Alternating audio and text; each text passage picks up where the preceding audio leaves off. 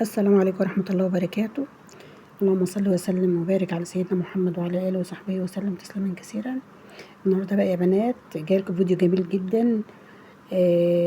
قبل كده عملت فيديو التوست بالحبة الكاملة، عيش التوست بالحبة الكاملة كان جميل وكان ناجح وزي الفل. النهارده بقى عملنا القراقيش بالحبة الكاملة بالعجوة. قراقيش جميلة جدا، هشة جدا، هشة في نفس الوقت طرية، صحية وجميلة ومطلوبة في النظام طبعا. فتعالوا بقى معايا نشوف احنا عملنا ازاي القراقيش القمر ديت. بكيلو بس دي من الحبة الكاملة عملنا الكمية دي كلها، غير اللي اتاكل بقى من ورا الكاميرا. بصراحة جميل جدا والولاد حبوه ولذيذ وخفيف. يعني هيعجبكم قوي، يا ريت تجربوه يا بنات. جميل بصراحة، ان شاء الله هعمله على طول. يعني هو كمان صحي وحلو وخفيف عن العيش التاني طبعا.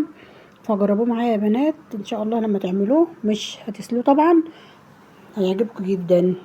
تمام، صلوا معانا يا بنات على النبي عليه افضل الصلاه والسلام. يا ريت كل اللي وصل هنا وعجب الفيديو يحط لنا اللايك والكومنت، يفعل الكل عشان يوصله كل جديد مننا. طبعا بنقدم وصفات وحاجات حلوه ان شاء الله تعجبكم. يا ريت تدخلوا تعملوا كده لفه كده في الصفحه، كله هيعجبكم باذن الله. ماشي يا بنات، اللهم صل على النبي. نبدا بسم الله، نبدا نقول بسم الله، اللهم صل على النبي عليه الصلاه والسلام. احنا جبنا هنا بوله يا بنات، هندخل الدقيق بتاعنا. هو طبعا المنخل ده مش بيطلع الرده اللي في الدقيق، لا بينخل ما بيطلعش حاجه بصراحه، بس انا قلت ندخله عشان لو في حاجه. آه بس ما طلعش حاجه يعني، الحمد لله الدقيق نضيفه زي الفل. ده كيلو دقيق من الحبه الكامله يا بنات، حلو قوي قوي. نخلته كله، يعني الكيلو طبعا هيبقى في حدود 8 كوبايات من اللي هو الدقيق مجات. طبعا هنجيب هنا نص مج ميه، عليهم معلقه خميره او باكو خميره الفوريه، ومعلقتين سكر يا بنات، وهندوبهم كويس ونركنهم على جنب. وبعد كده هنرجع لهم تاني. تمام يا بنات. في الحاله ديت طبعا غطينا كده الخميره، وفي الحاله ديت معانا بقى كوبايه سمنه وكوبايه زيت. انا طبعا ما كانش عندي سمنه، حطيت كوبايه زبده وكوبايه زيت. وطبعا هحط على الدقيق بقى اقول لكم معلقه بيكنج باودر، معلقه ونص كده صغيره، على رشه ملح.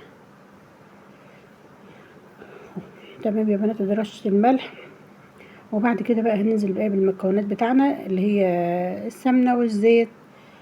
هنقلب كله في بعضه طبعا. وبعد كده بقى هننزل بالسمنه والزيت. المجين دول مجين قد بعض بالظبط، يعني كل مج 250 جرام. طبعا ديت زبده يا بنات، اللي عايز يعمل بزبده يعمل، المتاح اللي عنده يعمل بزبده يعمل، عنده سمنه يعمل سمنه على زيت يعمل يا بنات، يعني كله يمشي يعني. طبعا عجين الحبه الكامله الدقيق بتاعه سلس جدا، وعجينه حلو قوي ومريح جدا، مش زي الدقيق التاني.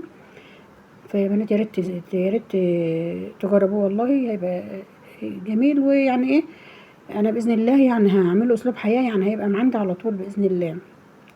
هنبدا بقى نبطل العيش التاني ده ونتجه للعيش اللي هو الحبه الكامله.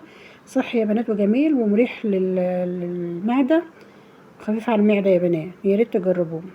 هنمسك بقى الدقيق بتاعنا، الكيلو دقيق ده بتاعنا نبسه كده بالدقيق والسمنه يا بنات.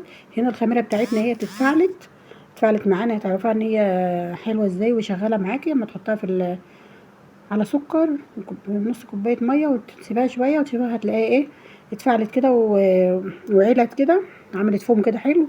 يبقى كده الخميره بتاعتنا اصليه يعني حلوه مش غايبه. هن هنعمل بقى يا بنات الدقيق مع بعضه. مش بتعجني يا بنات، انتوا كده بتتوهوا كده الحاجه في بعضها بس، مش بنعجن. تمام يا بنات، حطينا طبعا، جبنا تاني مج ميه يا بنات، اللي هو بردك يعني هو 250 جرام. احنا هنحتاج هنا يا بنات في العجن بتاعنا، بعد ما حطينا كوبايه السمنه وكوبايه الزيت، ونص طبعا الكوبايه اللي فيها الخميره، كملنا نص كوبايه الميه اللي كان فيها الخميره نص كمان، وجبنا كمان كوبايه ميه، واحتاجنا كمان يا بنات ربع، كمان ربع كوبايه، يعني خدنا كوبايتين وربع من ميه على ميه الخميره.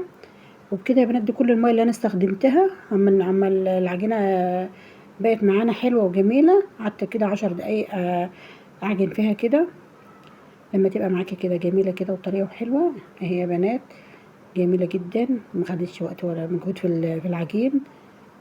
هعملها كده يا بنات، واقوم مغطياها طبعا باسترشراب او بكيس كده ليلون بتاع التلاجة. وبعد كده هركنها ترتاح شويه شويه صغيرين، يعني تخمر حاجه بسيطه. انا مش هخمرها قوي يا بنات في البوله، انا يعني هريحها بس. وهخبز على طول، هعمل على طول يا بنات عشان اشكل على طول، عشان هي هتاخد مني وقت يعني، وهتخمر في الصواني. فمش هغيبها مش هغيبها في البوله تخمر معانا. هنا بقى بالنشابه بتاعتنا هنفرده بقى شويه، ناخد قطعه كده، قطعه بتاعتنا كده قد الرغيف يعني، ونفردها زي ما انتم شايفين. وعندي طبعا عجوه كنت عاملاها معاكم في لايف قبل كده، جميل جدا، كنت محوله البلح عجوه لعجوه.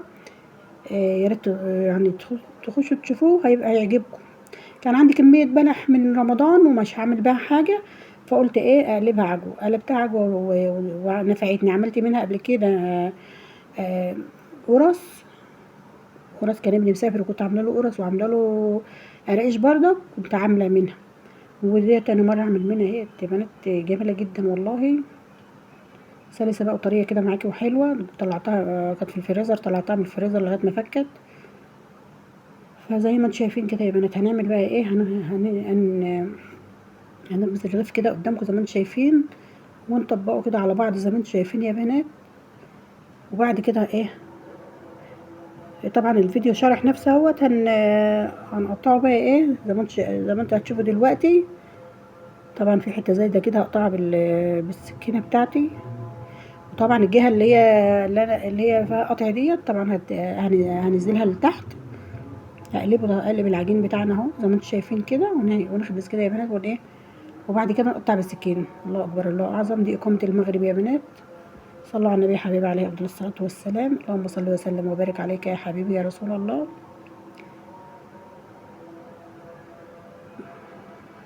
قامت الصلاه قامت الصلاه. لا اله الا انت سبحانك اني كنت من الظالمين. لا حول ولا قوه الا بالله. هنا بقى يا بنات هنقطعها بقى زي ما انتم حابين، التقطيع اللي شايفينه ده. وبعد كده هكون مجهزه الصواني بتاعتي. طبعا في الحالة دي هولع الفرن يسخن، هولعه على درجة حرارة 200. وبعد كده لما ادخل الصينية هخلي درجة الحرارة على 180. هيكون بقى الفرن سخن معانا، وهنحط بقى الصينية بتاعتنا. ما خدش مننا وقت خالص يا بنات في الفرن، يعني من 3 ل5 دقايق كده في الفرن، عشان الفرن حامي، والمعجنات بتبقى عايزة فرن حامي. خلاص كده يا بنات، هنعمل الكمية كلها زي ما انتم شايفين كده، وهنقطعها ونحطها في الصواني، ونرص الصواني بتاعتنا. وهوريكم الوقت الكمية الكيلو دقيق بالحبة الكاملة عمل لنا كام صينية يا بنات. طبعا طلع لنا كمية حلوة جدا جدا جدا يا بنات. لو انتوا بتشتروا الحاجة دي من بره هتجيبوها غالية جدا. الكيلو الوقت عاد دخل على 100 او اكتر، ما جبتش من زمان بصراحة. لو انت بتشتريه من المخبز هتجيبيه بمبلغ وقدره. اما انت بقى هنا جبت كيلو دقيق، انا جبت كيلو دقيق باين ب38 جنيه. والعجوة كانت عندي يا بنات، والسمنة والزبدة كانت عندي، والزيت كان عندي. يعني البيوت كلها خير ومليانة خير. فاكترية الحاجة عندك في البيت، ما تشيلش هم حاجة. هنا بقى هنعمل الكمية كلها زي ما انتوا شايفين. طبعا انا عملتهم في سهرة كده في لايف، يعني سهرت كده مع اصحابي في اللايف المتابعين يا حبايبي، وعملتهم. ما خدوش مني والله الكيلو ده، ما خد مني وقت. على بال ما ولعت الفرن سخن معايا، كنت انا مخلصه الكميه كلها. ده هو ده كيلو، ما يعني هو حاجه بسيطه بس ما شاء الله، يعني عمل بركه كتير حلوه ما شاء الله. وكلنا كلنا واتبسطنا، والاولاد شكروا فيه وبيقولوا اعملي لنا تاني يا ماما، يعني حاجه حلوه. يعني جميلة مع كوباية شاي، بيبقى جميل جدا يا بنات.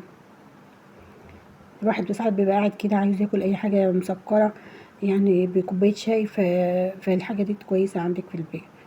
خلاص يا بنات، يا رب الفيديو يكون عجبكم، ويا ريت اللي عجبه الفيديو يحط لي لايك، بالله عليكم اللايك بيرفع الفيديو، والكومنت برضك حلو، تحطوا لنا كومنت يشجعنا كده، بالله عليكم انا بحتاج الكومنت ده منكم تشجيعي عشان نكمل مع بعض. خلاص يا بنات، وهنا بقى الكميه اللي انا عملتها كلها، البركه اللي انا عملتها كلها، ده كيلو دقيق عمل معايا الكميه ديت، ما شاء الله ما شاء الله تبارك الله. كل اللي انا الصواني ديت والصينيه اللي في ايدي دي يا بنات اللي بوريها لكم، ما شاء الله هو الكيلو دقيق، بالله بالله عمل كل ده ما شاء الله. فيا بنات جربوا كده جربوا الوصفه والله هتعجبكم باذن الله، وهي هتعجبكم احسن من العيش التاني يعني. العيش ده حلو، خفيف على القلب، خفيفه وحلوه، وانت بتاكليها مش بتحسي بتقل ولا حاجه. فيا رب الفيديو بتاعي يعجبكم يا بنات. اللهم صل على النبي، صلوا على النبي معانا يا بنات. وده كان وصفتنا النهارده وفيديونا النهارده، يا رب يعجبكم. آه، يا ريت تجربوا ان شاء الله هيعجبكم باذن الله. تمام، دي كل الكميه يا بنات، ما شاء الله ما شاء الله تبارك الله. وده الكيلو دي اللي هو الحبه، العيش بالحبه الكامله، قراقيش بالعجوه بالحبه الكامله يا بنات، حاجه جميله جدا. وانا بحبكم في الله، ومع الف سلام، مع الف سلامه في رعايه الله.